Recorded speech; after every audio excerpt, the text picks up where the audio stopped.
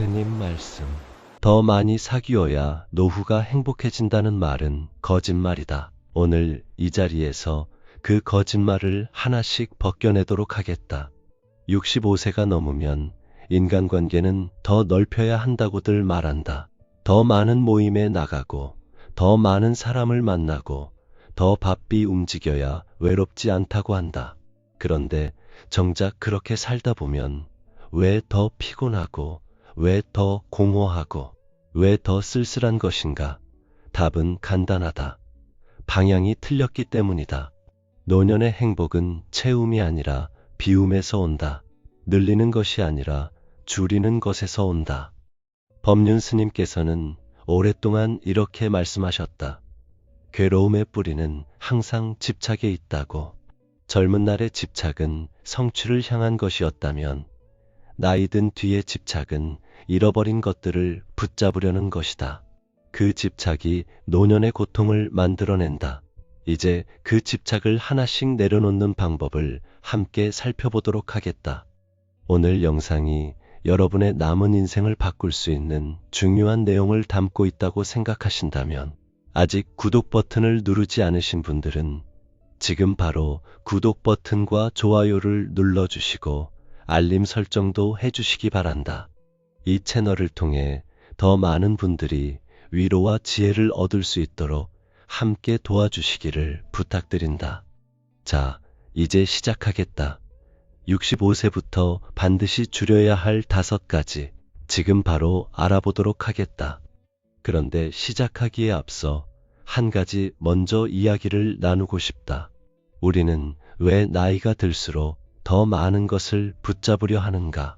젊은 날에는 앞만 보고 달려가면서 적어도 미래에 대한 기대가 있었다. 내일은 더 나아지겠지. 내년에는 더 좋아지겠지 하는 희망이 있었다. 그런데 인생의 후반부에 접어들면 그 희망보다 두려움이 먼저 고개를 든다. 잃어버리는 것들이 하나 둘씩 눈에 보이기 시작하면서 그것들을 붙잡으려는 손이 더 세게 움켜쥔다. 그러나 생각해보라. 손을 더 세게 쥐면 쥘수록 혈액순환이 안 되고 손이 더 아파진다.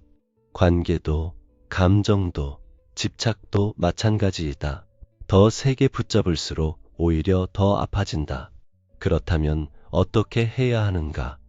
쥔 손을 살며시 펼치는 것이다. 그것이 비움이고 그것이 지혜이다. 부처님께서 이 세상에 오셔서 가장 먼저 깨달으신 것이 무엇인가? 인생이 고통이라는 것이다. 그런데 그 고통의 원인이 탐욕과 집착이라는 것도 깨달으셨다. 그리고 그 탐욕과 집착을 내려놓을 때 비로소 평화가 온다는 것을 가르쳐 주셨다. 이것이 2500년이 넘은 지금도 여전히 유효한 진리이다. 65세 이후의 삶에 이 진리를 어떻게 적용할 것인가? 지금부터 함께 살펴보도록 하자. 첫 번째, 줄여야 할 것은 바로 관계의 숫자이다. 어떤 여성이 법륜 스님을 찾아와 이렇게 물었다. 자식들은 다 떠나고 친정 식구들도 하나 둘씩 먼저 세상을 떠나고 있습니다. 그래서 외로움이 너무 두렵습니다. 더 많은 모임에 나가고 더 많은 사람을 만나야 할 것 같은데 어떻게 하면 좋겠습니까? 그러자 법륜 스님께서는 잠시 침묵하시더니 이렇게 말씀하셨다. 외로움이 두렵다면 외로움의 반대가 무엇인지부터 생각해 보십시오. 사람이 많으면 외롭지 않다고 생각하시는지요? 그것은 착각입니다. 세상에서 가장 외로운 사람은 북적이는 인파 속에 홀로 서 있는 사람입니다. 진정한 고독의 반대는 관계의 숫자가 아니라 관계의 깊이입니다. 그렇다. 나이가 들수록 우리는 관계의 양에 집착한다. 모임이 많을수록, 아는 사람이 많을수록, 전화가 자주 올수록 살아있는 느낌이 든다고 착각한다. 그러나 그것은 착각이다. 구독과 좋아요, 알림 설정. 관계의 수가 많다고 외로움이 사라지지 않는다. 오히려 그 반대일 때가 많다. 연꽃을 보라. 연꽃은 수많은 꽃잎을 달고 피어나지 않는다. 딱 필요한 만큼의 꽃잎만으로 그 아름다움을 완성한다. 그 꽃잎 하나하나에 생명의 힘이 온전히 깃들어 있다. 만약 연꽃이 꽃잎을 수백 장 달고 핀다면 어떻겠는가? 무게를 이기지 못해 꽃줄기가 꺾이고 말 것이다. 인간관계도 마찬가지이다. 70세가 넘으면 관계의 숫자보다 관계의 무게를 생각해야 한다. 불교에서는 인연을 소중히 여기라고 가르친다. 그런데 이 가르침을 잘못 이해하는 분들이 많다.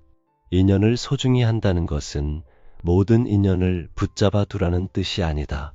오히려 어떤 인연은 놓아 보냄으로써 그 인연을 진정으로 귀하게 여기는 것이다. 끝날 때가 된 인연을 억지로 붙잡으면 그것은 더 이상 아름다운 인연이 아니다. 서로를 구속하는 굴레가 된다. 법륜 스님께서는 이런 말씀을 자주 하셨다. 인연이라는 것은 자연스럽게 맺어지고 자연스럽게 흘러가는 것이다. 억지로 붙잡으면 집착이 되고 집착은 곧 괴로움이 된다. 나이가 들면 솔직해져야 한다.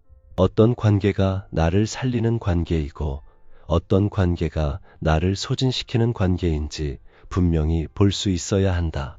만날수록 활력이 솟아나고 헤어지고 나서도 마음이 따뜻한 사람이 있는가?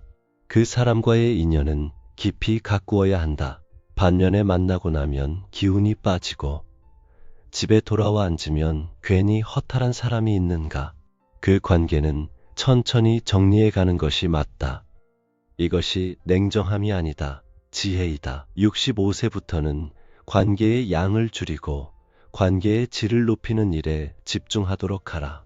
그것이 노년을 진정으로 풍요롭게 하는 첫 번째 길이다. 나이가 드는 것은 잃어가는 것이 아니라 정제되어 가는 것이다. 금을 불로 녹이면 불순물이 빠져나가고 순금만 남는다. 인간관계도 세월의 불꽃 속에서 불순한 것들이 걸러지고 진짜만 남아야 한다. 그래야 노년이 아름다워진다. 한 가지 실천을 해보도록 하라. 지금 당장 머릿속에 자주 만나는 사람들을 떠올려 보라. 그 중에서 만남 이후에 마음이 가벼워지는 사람이 누구인지, 반대로 만남 이후에 마음이 무거워지는 사람이 누구인지 가만히 살펴보라. 판단하고 결정하지 않아도 된다. 그냥 알아차리는 것으로도 충분하다. 알아차림이 있을 때 비로소 지혜로운 선택이 가능해진다. 두 번째, 줄여야 할 것은 바로 내 곁에 두는 부정적인 에너지이다. 어떤 분이 이런 이야기를 털어놓은 적이 있다. 함께 모이는 친구 중 한 명이 항상 불평이 많다. 세상이 왜 이렇게 됐느냐? 젊은 것들은 왜 저러냐? 정치는 엉망이고 경제는 나락이고 아이고 살기 힘들다.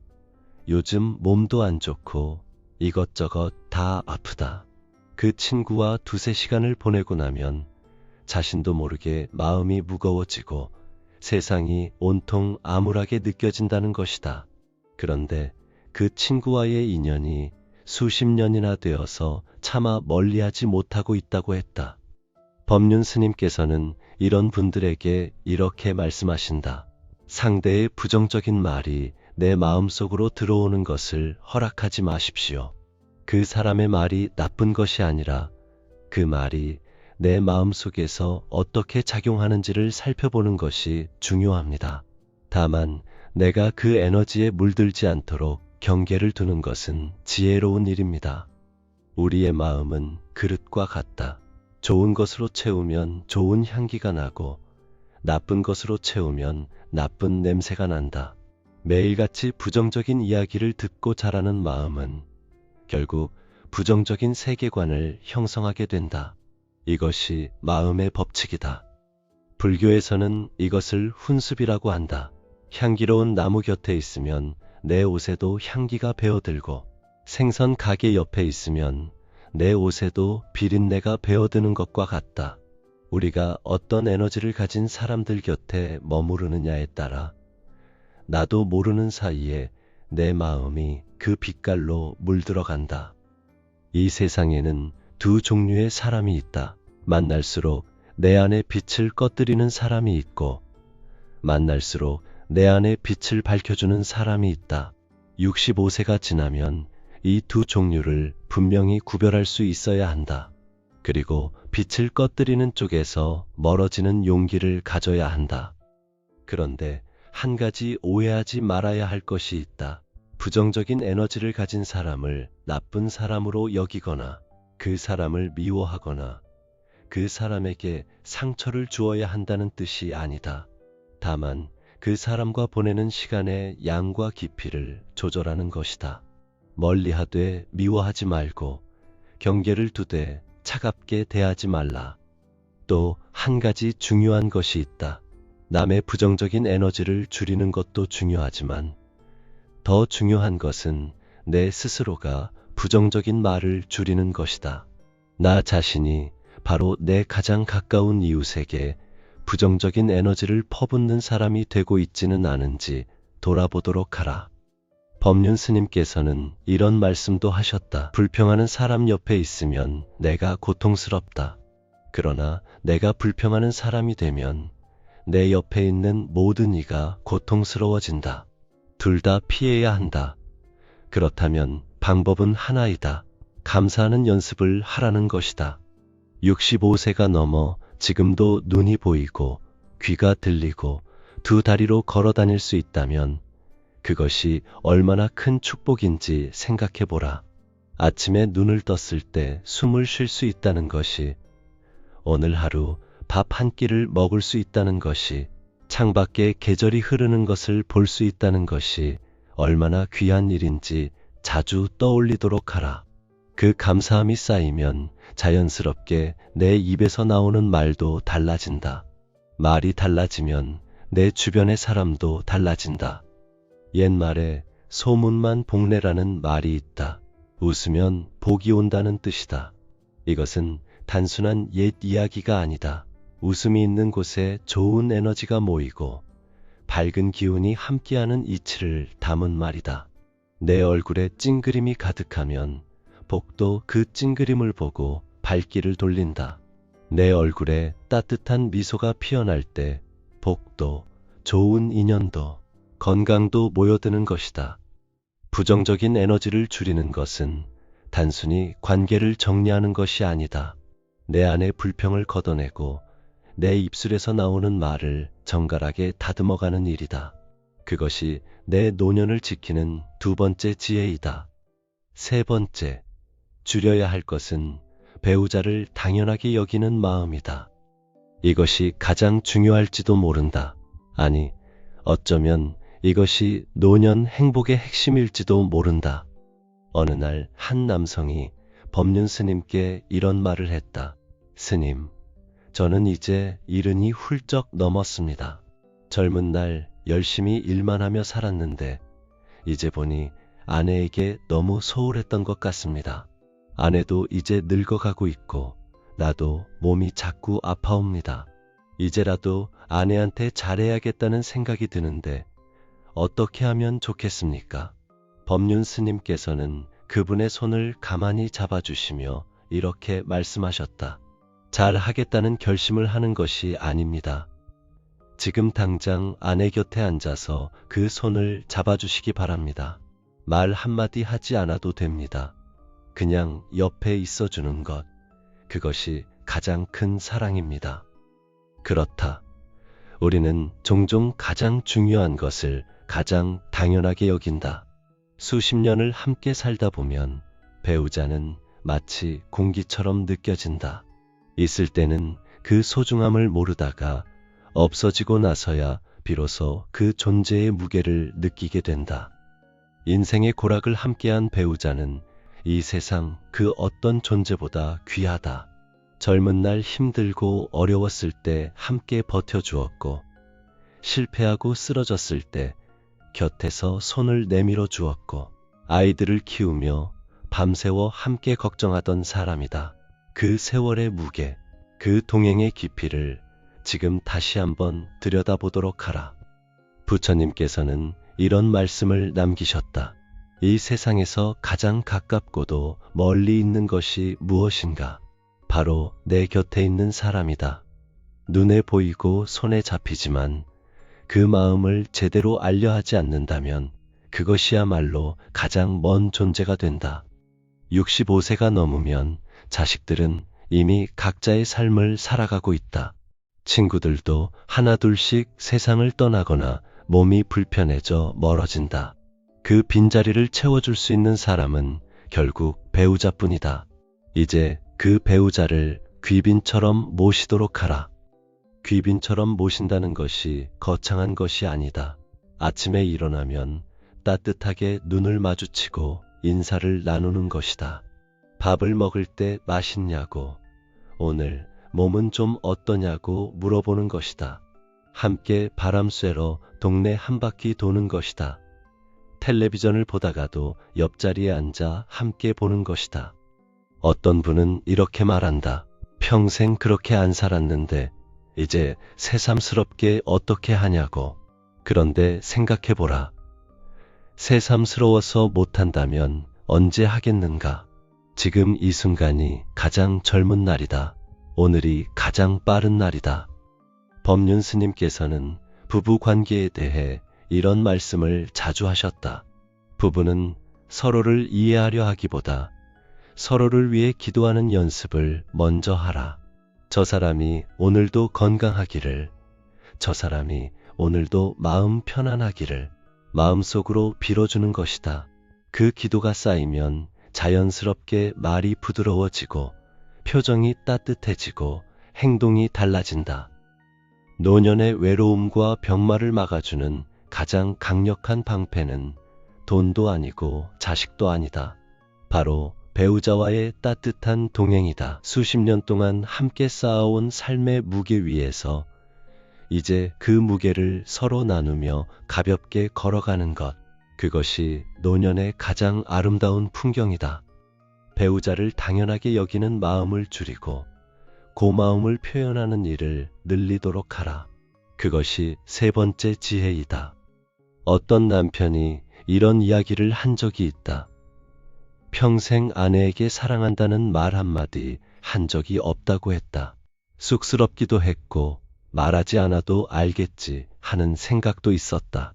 그런데 아내가 큰 병에 걸리고 나서야 비로소 그 말을 처음으로 꺼냈다고 한다. 아내의 눈에서 눈물이 흘렀다고 한다. 기뻐서 우는 것인지 서운해서 우는 것인지 물어볼 수도 없었다고 했다. 그분은 이렇게 말씀하셨다. 스님, 그때 왜 좀 더 일찍 하지 못했나 후회가 됩니다. 법륜 스님께서는 조용히 말씀하셨다. 지금 하셨으니 된 겁니다. 늦은 것이 아닙니다. 다만 오늘 이후로는 매일 하십시오. 그렇다. 말하지 않아도 알겠지 하는 마음이 가장 위험하다. 표현하지 않은 사랑은 상대에게 전달되지 않는다. 오늘 당장 배우자에게 감사하다는 말, 사랑한다는 말을 전하도록 하라. 어색하면 어색한 대로 해도 된다. 그 어색함 속에 진심이 담겨 있다. 네 번째, 줄여야 할 것은 나 자신을 함부로 대하는 습관이다. 이 네 번째 이야기를 하면서 많은 분들이 처음에는 고개를 갸우뚱하신다. 자신을 함부로 대한다니 무슨 말이냐고. 그런데 가만히 돌아보면 대부분의 사람들이 자기 자신에게 가장 가혹하다는 것을 알게 된다. 어떤 할머니 한 분이 법륜 스님의 증문즉설 자리에서 이런 이야기를 하셨다. 스님, 저는 평생을 남편 뒷바라지하고 자식들 키우고 시부모님 모시느라 살아왔습니다. 이제 자식들도 다 크고 시부모님도 돌아가시고 남편도 몸이 불편해서 제가 돌보고 있습니다. 그런데 저는 아직도 제 자신이 무언가를 원한다는 것을 느끼면 죄스럽습니다. 내가 뭔가 즐거운 것을 하고 싶다는 생각이 들면 이게 이기적인 것이 아닌가 하고 스스로를 꾸짖게 됩니다. 이런 마음 어떻게 생각하십니까? 법륜 스님께서는 잠시 그 할머니를 바라보시더니 이렇게 말씀하셨다. 지금까지 모든 사람을 위해 사셨다면 이제는 자기 자신을 위해서도 사셔야 합니다. 그것이 이기적인 것이 아닙니다. 내가 행복해야 곁에 있는 사람도 행복해집니다. 비어있는 그릇으로는 남에게 아무것도 줄 수 없습니다. 그렇다. 65세가 넘은 분들, 특히 평생을 가족을 위해 헌신해온 분들은 자기 자신을 사랑하는 법을 배우지 못한 경우가 많다. 아니, 그것이 미덕이라고 배우며 살아왔다. 자신을 내세우는 것은 이기적인 것이고, 자신의 욕구를 표현하는 것은 부끄러운 것이라고 여겨왔다. 그러나 이제는 달리 생각해야 한다. 나를 귀빈처럼 대우한다는 것이 무엇인가? 먹고 싶은 것을 먹는 것이다. 입고 싶은 것을 입는 것이다. 가고 싶은 곳에 가는 것이다. 해보고 싶었던 것을 해보는 것이다. 어떤 분은 자신이 좋아하는 꽃을 사오는 것도 낭비라고 생각하며 수십 년을 살아오셨다. 그런데 어느 날 용기를 내어 시장에서 작은 꽃 한 다발을 사서 방에 놓아두었더니 마음이 그렇게 밝아질 수가 없었다고 하셨다. 그 작은 꽃 한 다발이 수십 년 동안 메말라 있던 무언가를 적셔준 것이다. 자신을 사랑한다는 것은 거창한 것이 아니다. 아침에 일어나서 거울을 보며 오늘도 잘 살아보겠다고 다짐하는 것이다. 좋아하는 음악을 틀어놓고 천천히 차 한 잔을 마시는 것이다. 잠들기 전에 오늘 하루 잘 살았다고 스스로를 토닥여주는 것이다. 불교에서는 자비를 먼저 나 자신에게 베풀어야 한다고 가르친다. 자비는 남에게 베푸는 것이라고만 알고 있지만 사실 자비의 출발점은 나 자신이다. 내가 먼저 행복해야 남을 행복하게 할 수 있다. 내가 먼저 평안해야 남에게 평안을 줄 수 있다. 나를 함부로 대하는 또 하나의 방식이 있다. 바로 지나친 자책이다. 젊은 날 잘못한 일들, 좀 더 잘할 수 있었는데 그러지 못했던 것들을 끊임없이 되씹으며 스스로를 괴롭히는 것이다. 법륜 스님께서는 이런 분들에게 이렇게 말씀하셨다. 이미 지나간 일을 후회하는 것은 지금 이 순간을 낭비하는 것입니다. 그 에너지로 지금 이 순간 한 가지 좋은 일을 하십시오. 65세가 넘으면 자기 자신을 하녀처럼 대하는 것을 그만하도록 하라. 남의 눈치를 보느라 자신을 억누르는 것을 그만하도록 하라. 이제는 나 자신을 최고의 귀빈으로 대우할 자격이 있다. 그 누구보다 오랫동안 열심히 살아온 사람, 그것이 바로 여러분 자신이다. 내가 나를 귀하게 여길 때 우주의 좋은 기운이 내 곁으로 모여든다. 내 마음이 밝고 따뜻할 때 세상도 밝고 따뜻하게 느껴진다. 그것이 마음의 법칙이고 그것이 우주의 이치이다. 한 가지 더 이야기하고 싶다. 자신을 사랑한다는 것은 자신을 방치하는 것이 아니다. 나이가 든다고 해서 건강을 포기하거나 외모를 포기하거나 삶의 질을 포기해서는 안 된다. 오히려 더 정성껏 나 자신을 돌보아야 한다. 규칙적으로 걷고 좋은 것을 먹고 충분히 자고 내 마음을 들여다보는 시간을 가지는 것, 이것이 자기 사랑의 실천이다. 어떤 분이 이런 이야기를 하셨다. 68살에 처음으로 미용실에서 머리를 예쁘게 했다. 평생 자식들 학비 내고 남편 뒷바라지 하느라 미용실은 사치라고 생각했다. 그런데 그날 거울을 보고 처음으로 자신이 예쁘다는 생각이 들었다. 그리고 집에 들어오는데 남편이 오늘 왜 이렇게 예쁘냐고 했다. 그게 평생 들은 칭찬 중에 가장 기뻤다고 하셨다. 나를 위해 쓰는 시간과 돈이 결국 내 주변 모든 사람을 밝게 만든다는 것을 그때 처음 깨달았다고 하셨다. 5번째, 줄여야 할 것은 혼자 있는 것에 대한 두려움이다. 이 5번째가 어쩌면 가장 어려운 과제일지도 모른다. 혼자 있다는 것을 외로움으로 여기는 한 노년의 평화는 오지 않는다. 어느 날 법륜 스님 앞에 나이 지긋한 분이 앉아 이렇게 하소연을 하셨다. 스님, 자식들이 다 독립하고 나서부터 집에 혼자 있는 시간이 너무 두렵습니다. 텔레비전을 켜도 공허하고 전화를 하려 해도 괜히 폐를 끼치는 것 같고 시간이 안 가서 미칩니다. 어떻게 하면 이 외로움에서 벗어날 수 있겠습니까? 법륜 스님께서는 그분에게 되물으셨다. 혼자 있는 것이 왜 두려우십니까? 그분이 말씀하셨다. 아무도 없으니 쓸쓸하지요. 그러자 스님께서 말씀하셨다. 아무도 없는 것이 아닙니다. 내가 있습니다. 평생 남들을 위해서만 살아오셨는데 이제 처음으로 온전히 나 자신과 마주 앉을 시간이 생긴 것입니다. 그 귀한 시간을 두려워하지 마시고 반기십시오. 그렇다. 혼자 있는 시간은 두려워해야 할 것이 아니라 누려야 할 것이다. 이것을 고독의 황홀경이라고 할 수 있다. 아무도 없는 고요한 공간에서 내 마음의 깊은 곳과 마주 앉는 그 순간의 평화를 말하는 것이다. 나무를 보라. 봄이 되면 꽃을 피우고 여름이 되면 무성한 잎을 자랑하며 가을이 되면 열매를 맺는다. 그런데 겨울이 되면 나무는 모든 것을 다 내려놓고 홀로 서 있다. 그 홀로 선 겨울나무가 볼품없어 보이는가? 아니다. 가장 솔직하고 가장 진실한 모습이다. 잎도 없고 꽃도 없지만 그 앙상한 가지 하나하나에 봄을 기다리는 생명의 힘이 깃들어 있다. 인간의 고독도 이와 같다. 혼자 있는 시간이 충분한 사람은 타인과 함께하는 시간이 더 풍요로워진다. 자신의 내면이 충분히 채워져 있는 사람은 상대에게 무언가를 요구하지 않는다.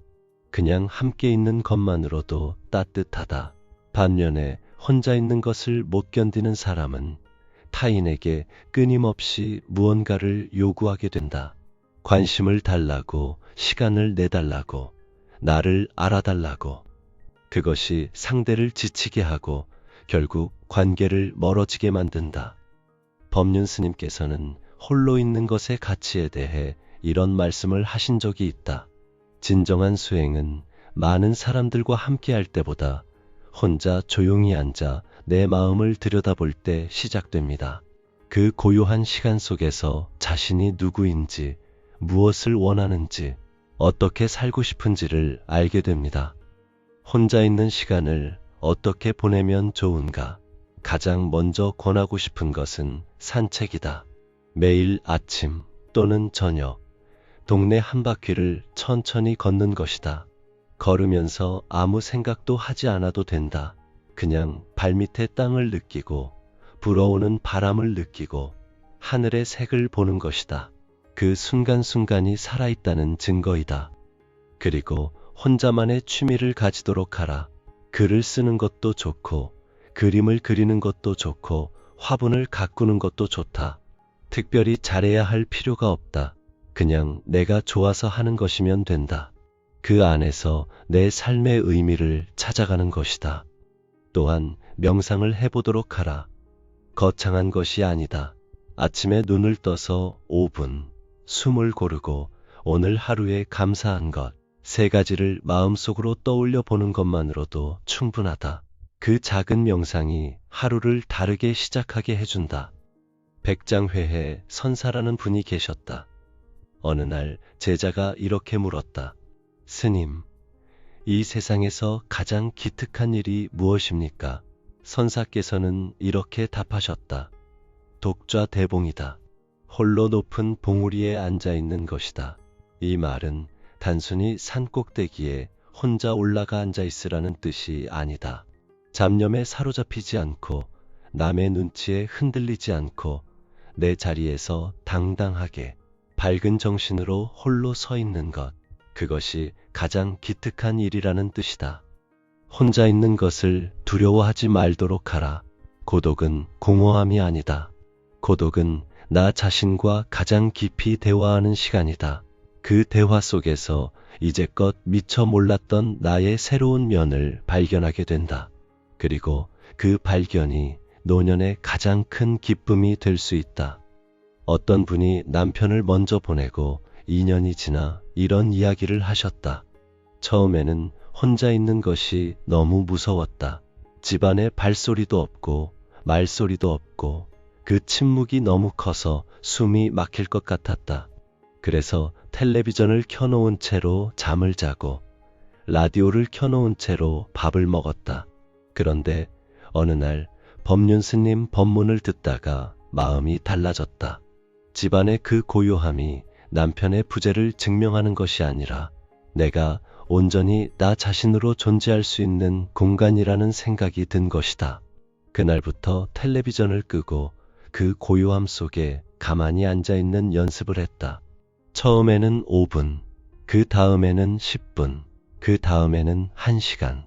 그 고요함 안에서 오히려 남편과 더 깊이 이야기하는 기분이 들었다고 하셨다. 그리고 그 안에서 처음으로 자기 자신의 목소리를 들었다고 하셨다. 고독은 결핍이 아니다. 고독은 충만이다. 단순함이 단조로움이 아니듯 고독도 외로움이 아니다. 고독은 가장 깊고 가장 넓은 내면의 공간이다. 그 공간에서 진정한 나를 만나게 된다. 65세 이후의 인생은 사실 두 번째 인생이다. 첫 번째 인생이 의무와 역할로 가득 찬 인생이었다면 두 번째 인생은 진정한 나 자신으로 살아가는 인생이다. 그 두 번째 인생의 가장 큰 선물이 바로 혼자 있는 시간, 즉 고독과 자유이다. 자, 이제 오늘 이야기한 5가지를 다시 한번 정리해 보겠다. 첫째, 관계의 숫자를 줄이고 관계의 깊이를 키워야 한다. 둘째, 부정적인 에너지를 내 곁에서 줄이고 나 자신도 부정적인 말을 줄여야 한다. 셋째, 배우자를 당연하게 여기는 마음을 줄이고 그 존재를 귀빈처럼 소중히 대해야 한다. 넷째, 나 자신을 함부로 대하는 습관을 줄이고 내 자신을 귀하게 사랑해야 한다. 다섯째, 혼자 있는 것에 대한 두려움을 줄이고 고독의 황홀경을 누릴 줄 알아야 한다. 이 5가지가 결국 하나로 이어진다는 것을 느끼는가? 결국 모든 것은 내 마음에서 시작된다. 어떤 관계를 선택할 것인지, 어떤 에너지를 받아들일 것인지, 가장 가까운 사람을 어떻게 대할 것인지, 나 자신을 어떻게 돌볼 것인지, 혼자 있는 시간을 어떻게 채울 것인지, 이 모든 것이 결국 내 마음을 어떻게 먹느냐에 달려 있다. 한 생각이 내 삶을 바꾼다. 한 결심이 내 노년을 바꾼다. 지금 이 순간 내가 어떤 생각을 품고 어떤 마음을 먹느냐가 앞으로의 나날을 결정한다. 선한 씨앗을 뿌리면 선한 열매가 오고 감사의 씨앗을 뿌리면 기쁨의 열매가 온다. 이것이 업의 법칙이고 인과의 이치이다. 법륜 스님께서는 이 세상에서 가장 어렵고도 가장 중요한 공부는 나 자신을 아는 것이라고 하셨다. 나는 무엇을 원하는 사람인가? 나는 어떤 것에 기쁨을 느끼는가? 나는 무엇을 두려워하고 있는가? 이것을 아는 것, 그것이 바로 지혜의 시작이다. 나이가 든다는 것은 단순히 몸이 늙어가는 것이 아니다. 나이가 든다는 것은 쓸데없는 것들이 하나 둘씩 걸러지고 진짜 소중한 것만이 남아가는 과정이다. 금이 불에 녹아 순금이 되듯 인생도 세월의 불꽃 속에서 더욱 맑아지고 빛나게 되는 것이다. 단, 그것을 허락하는 지혜가 있을 때의 이야기이다. 지금도 기억나는 이야기가 있다. 한 분이 이런 말씀을 하셨다. 65되던 해, 처음으로 아침 산책을 시작했다. 거창한 것이 아니었다. 그냥 동네 뒷산을 20분 정도 천천히 걸었다. 그런데 그 20분이 하루를 완전히 바꾸어 놓았다. 바람의 냄새를 맡고 새소리를 듣고 발밑에 땅의 감촉을 느끼면서 살아있다는 것이 이렇게 감사한 일이었구나 하는 것을 처음으로 느꼈다. 그 이후로 매일 그 시간이 하루 중 가장 기다려지는 시간이 되었다. 이 이야기 속에 모든 것이 담겨 있다. 관계를 줄이고, 부정적인 것을 줄이고, 가장 가까운 일을 귀하게 여기고, 나 자신을 사랑하고, 혼자 있는 시간을 즐기는 것. 그 모든 것이 결국 지금 이 순간, 살아있음에 감사하는 것으로 귀결된다. 불교 경전에는 이런 말이 있다. 지나간 일을 슬퍼하지 말고 미래에 대해 바라지 말라. 다만 현재에 충실해야 그 아름다운 빛이 난다. 이 말을 가슴에 새기도록 하라. 지나간 세월을 아쉬워하지 말도록 하라. 아직 오지 않은 노쇠와 죽음을 미리 두려워하지 말도록 하라. 지금 이 순간, 여기에 살아있는 이 순간이 가장 소중하다. 이 순간이 우리에게 주어진 가장 큰 선물이다. 틱나탄 스님은 이런 말씀을 남기셨다. 삶의 기적은 지금 여기에 있다. 파란 하늘, 하얀 구름, 우리가 사랑하는 사람들, 이 모든 것이 삶의 진정한 기적이다. 그러나 우리가 과거 때문에 괴로워하고 미래를 두려워하며 걱정하고 있으면 지금 여기에서 세상의 모든 기적과 결코 만날 수 없을 것이다. 지금 이 순간 눈을 들어 주변을 한번 바라보도록 하라. 무엇이 보이는가? 빛이 들어오는 창문, 따뜻한 방 안, 숨을 쉴 수 있는 공기. 이것들이 모두 기적이다. 65세가 넘어 이런 기적들을 온전히 느낄 수 있는 눈과 마음을 갖는다는 것. 그것이 가장 풍요로운 노년이다. 노년은 채움이 아니라 비움을 통해 가장 나다운 평온을 완성해가는 과정이다. 비워야 새 것이 들어온다. 내려놓아야 가벼워진다. 가벼워져야 멀리 갈 수 있다. 그것이 65세 이후 인생의 진정한 비밀이다. 가을 나무를 보라. 여름 내내 무성하게 잎을 달고 있던 나무가 가을이 되면 하나씩 그 잎을 내려놓기 시작한다. 그 낙엽 하나하나가 아깝지 않겠는가? 그런데 나무는 아깝다고 붙잡지 않는다. 그냥 내려보낸다. 그래야 겨울을 건강하게 나고 다시 봄에 새 잎을 틔울 수 있다는 것을 나무는 알고 있기 때문이다. 우리의 노년도 그 가을나무처럼 아름답게 내려놓을 줄 알아야 한다. 그래야 새로운 봄이 온다. 오늘 이 자리에서 한 가지만 기억하도록 하라. 지금 이 순간 내 곁에 있는 것들을 다시 한번 바라보도록 하라. 창밖의 하늘, 방 안의 따뜻함, 숨을 쉴 수 있다는 것, 오늘 이 영상을 함께 볼 수 있다는 것, 이 모든 것이 기적이다. 이 기적을 느끼는 마음이 깨어있는 사람만이 진정한 노년의 평화를 누릴 수 있다. 마지막으로 법륜 스님의 말씀을 마음속에 새기며 오늘을 마치도록 하겠다. 행복은 먼 곳에 있는 것이 아니다. 지금 여기, 이 자리에서 내 마음을 어떻게 먹느냐에 달려 있다. 65세부터는 더하는 삶이 아니라 빼는 삶을 살도록 하라. 관계를 줄이고 부정적인 것을 줄이고 타인을 귀히 여기고 나를 사랑하고 혼자임을 즐기도록 하라. 그 안에서 여러분의 노년이 가장 맑고 향기로운 꽃으로 피어나기를 진심으로 바란다. 인생은 찰나의 연속이다. 어제의 나와 오늘의 내가 다르다. 겉으로 보기에는 같은 사람 같아도 오늘의 나는 어제의 나보다 더 많은 것을 알고 더 많은 것을 느끼고 더 많은 것을 경험한 새로운 사람이다. 그러니 오늘 이 자리에서 새롭게 시작할 수 있다. 늦지 않았다. 지금이 가장 빠른 때이다. 오늘 영상이 여러분께 조금이나마 위로와 힘이 되었기를 바란다. 이 영상이 좋으셨다면 아래 구독 버튼과 좋아요를 눌러주시고 이 내용이 필요한 분이 계신다면 주변에 공유해 주시기를 부탁드린다. 여러분의 응원이 이 채널이 더 많은 분들께 위로를 전할 수 있게 하는 힘이 된다.